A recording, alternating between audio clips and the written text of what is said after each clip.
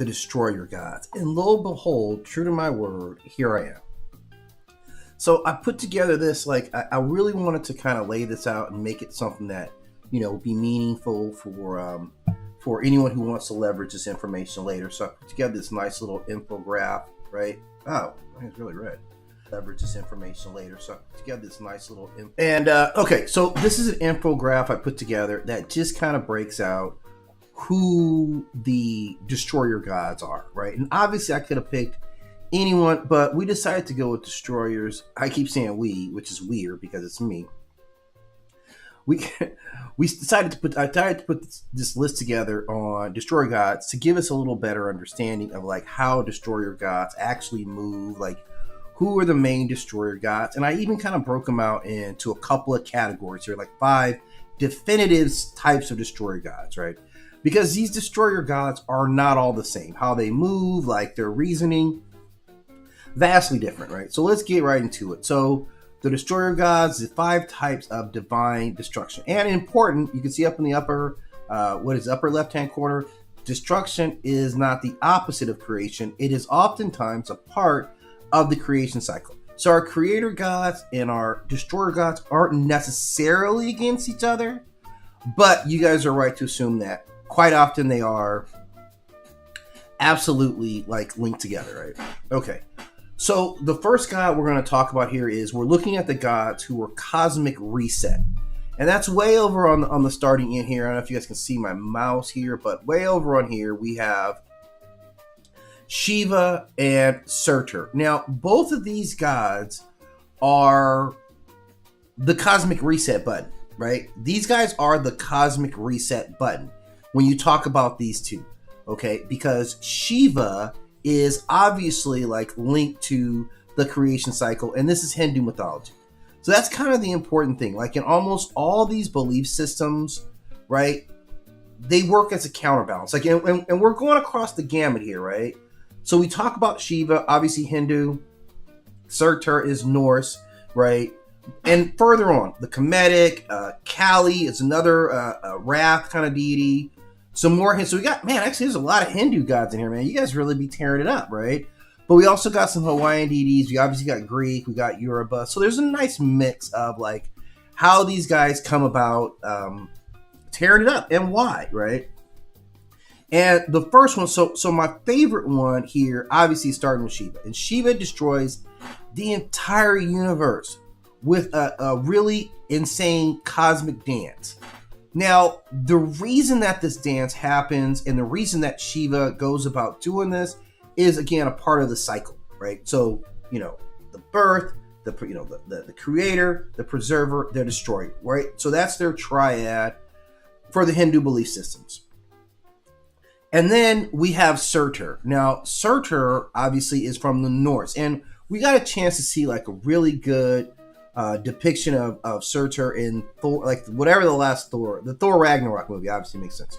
So in Thor Ragnarok, we got a really good depiction of Surtur, at least in some sense, right? We got to see him visually on the screen as this big fiery giant who was determined to kick Asgard's ass, like to destroy Asgard. He would burn the entire world down in Ragnarok. He would bring about the end of the age of the gods. And he does it. And the thing about both of these deities is that they're inevitable, right? But Shiva seems a lot nicer about it. Like Surtur just seems like you're really enjoying it. And I don't know that Shiva's not, but I've never seen a presentation where Shiva's just like, yeah, I'm about to tear it up. Maybe, probably, right? But Surtur, we know, this is personal for him. He hates Asgard.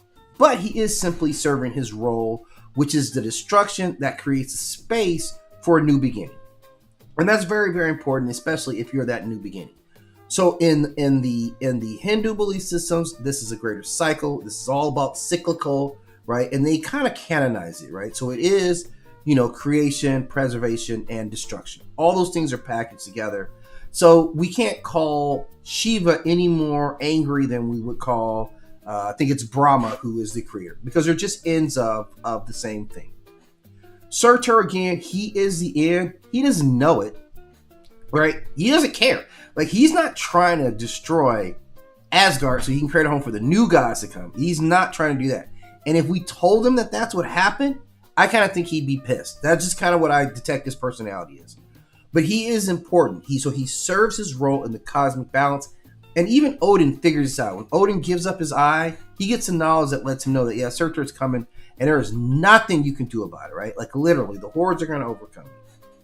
Now, the next one, obviously, is the punishment and wrath that we get. This is divine justice and some retribution and some get back. Like, we can't talk about, at least not Sekhmet, without talking about, yeah, you're getting a little nutty with it at the same time, right? So Sekhmet, obviously, is a Kemetic Egyptian, and there's a great story about Sekhmet. But let's talk about what she is. So she sends plagues. She's known for this.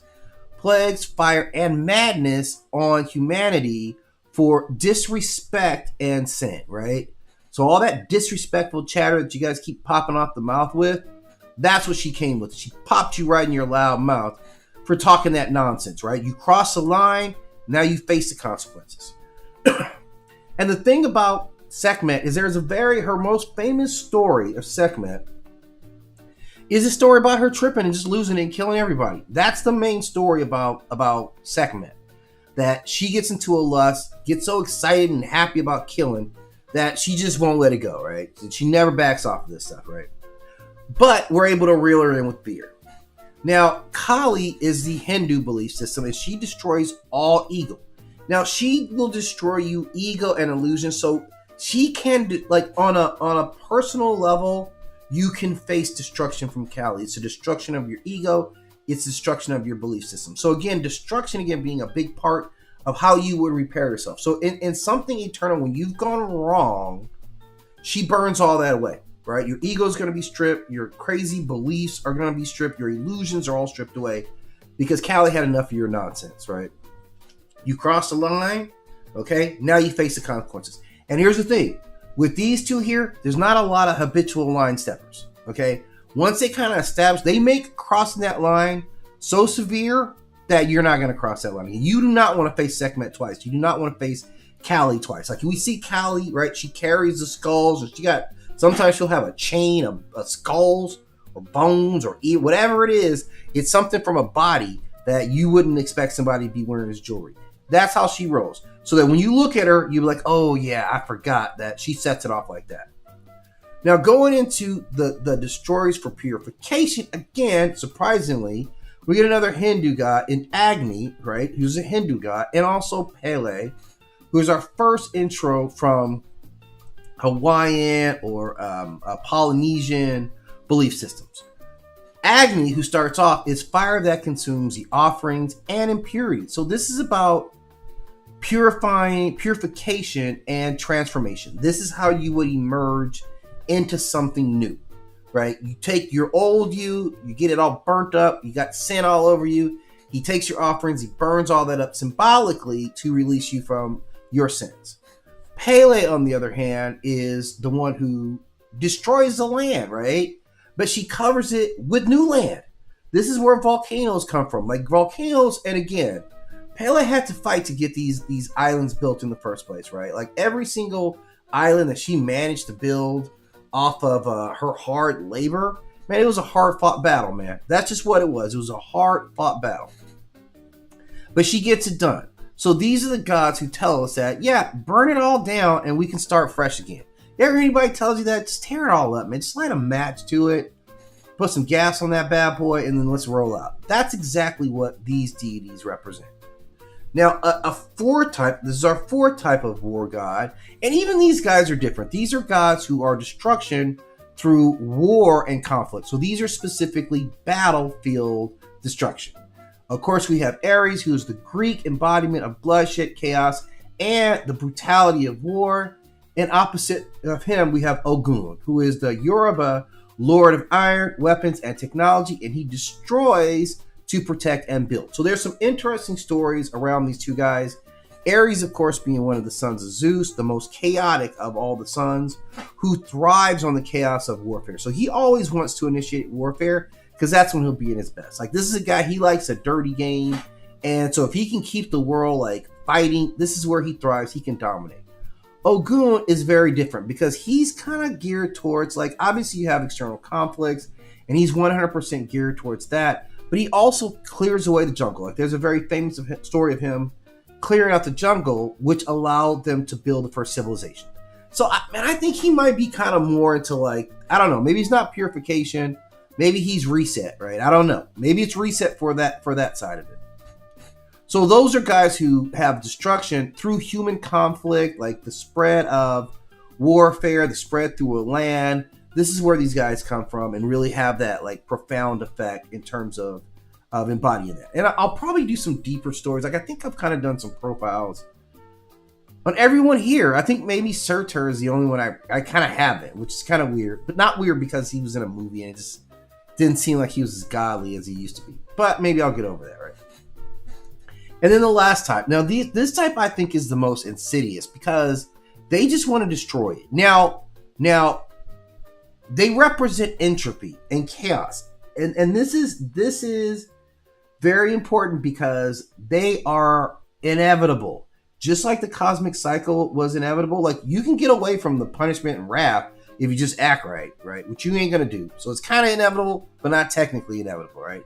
The same thing with purification. Like, yeah, if you can stay away from like corruption, you never need the purification fire. But you ain't gonna do that. Everybody knows what you're getting ready to do before you even do it. So those guys, you may be able to avoid those guys technically, right? But cosmic reset and entropy, man, there's no running from that. There's absolutely no running from that. They will win in the end. So we're talking about the Apis snake, and who is actively worshipped right now. Don't let the smooth taste fool you. Apep has worshippers right now who are spreading the chaos of Apep. This is 100% truthful. And this is the serpent of chaos that seeks to undo creation itself. He wants to creation.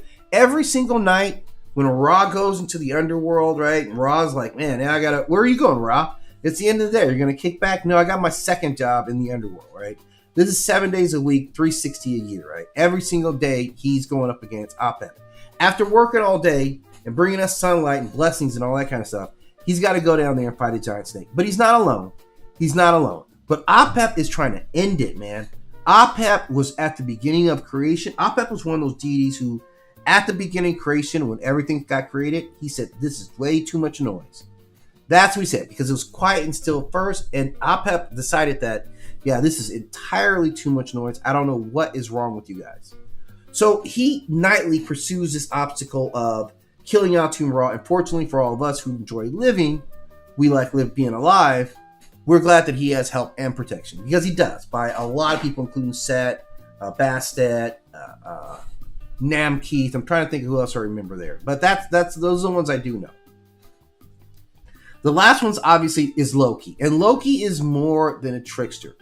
Like Loki, like calling Loki as a trickster is tricking yourself, because Loki is plotting your end, literally, and it works. He does it. He gets you with it. All the monsters that they face during Ragnarok are all Loki's children. The giant serpent is his. The wolf Fenrir is his child. Hell is his child as well. His offspring as well. So Loki is a lot bigger than, like, even when Marvel Comics did the Loki, they made him such a small character compared to what he really is and his destructive capability and how dangerous it actually is to have him around. This guy's no joke.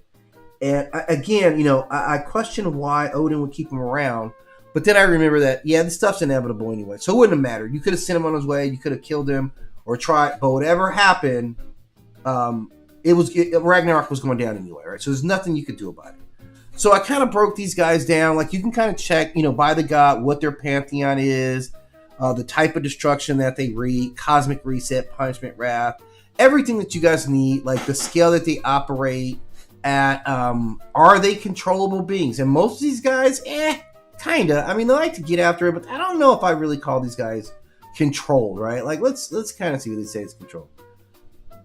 Yeah, Ogun, yeah, he's a reasonable guy. I get that. Apep, there's no control. Loki, I don't think there's any control, to be really honest. Ares, whatever. Pele, all right. I mean, these guys seem like they're really out there, man. And then we get, like, how they go about it. So I kind of break out down their weapons. And, like, Shiva does it during a dance, right? Surtur has a giant sword, the flaming sword. Kali and Sekhmet are both armed, right? But Sekhmet will use Sunfire and all this stuff. And then the others, like, Ares is Spear, Pele is Volcano. So just a breakdown on like how these deities go at it. I'm kind of fascinated by it myself, so I've been checking this thing out.